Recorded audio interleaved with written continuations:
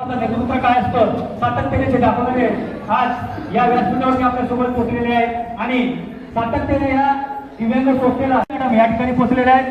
समाजसेवातून दिव्यांग या क्षेत्रामध्ये काम करणाऱ्या या अलिबाग मधून क्षेत्रातून या ठिकाणी या कार्यक्रमाला पोहोचलेल्या आहेत. मी त्या मॅडमचं स्वागत करतो आणि स्वागत या संस्थेच्या पूजा लाने मॅडम त्यांचं स्वागत करते.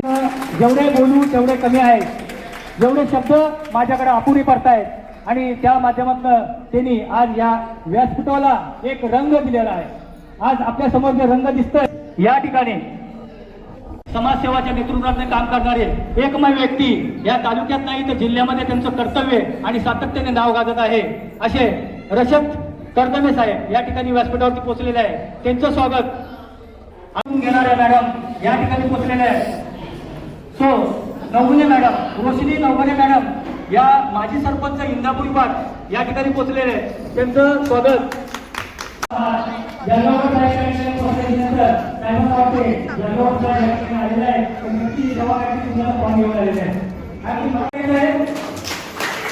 आणि सहकार्य नेहमी करतात. वसंत पडे साहेब तुम्ही समोर यायचे आहे आणि त्यांचं स्वागत करायचं. वसंत पडे साहेब एकदाच आहे, आपण टाळ्यावरचं स्वागत करायचं त्यांचं.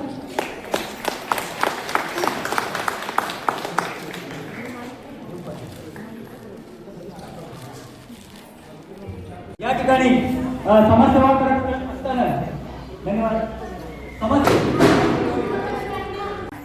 या व्यासपीठावर असलेले सर्व अधिकारी वर्ग, समाजसेवक आणि माझ्या सगळ्या दिव्यांग संस्था. थोडासा कार्यक्रमाला एवढं कार्यक्रम अगदी छान झालं आपलं. आज हे कार्यक्रम मला वाटते महाराष्ट्र लेवललाही बातमी जाणार आहे. थोड्या संध्याकाळपर्यंत आपल्याला बातमी येणार आहे आणि बातमीच्या संदर्भामध्ये यू टाईम चॅनल पत्रकार असते किंवा पत्रकमध्ये बातमी इतर ठिकाणी बातमी सगळ्या बातम्या आपल्याला उद्या सगळ्यांना त्या ठिकाणी ऐकायला भेटेल. आणि TV चॅनलला सुद्धा आपली बातमी येते कार्यक्रमाची. असं पण नाही आहे की नुसती मानगाव तालुक्यामध्ये बातमी आहे. आपली सेंटर महाराष्ट्र सेंटरला बातमी जाते.